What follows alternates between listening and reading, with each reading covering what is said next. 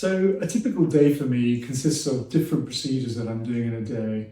So on a half-day list, I'll be looking to do about 4 procedures.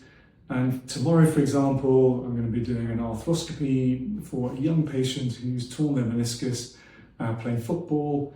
They've got a bucket-handled meniscus tear, and we're going to repair that, particularly in a young patient. We've also got somebody who's torn their anterior cruciate ligament.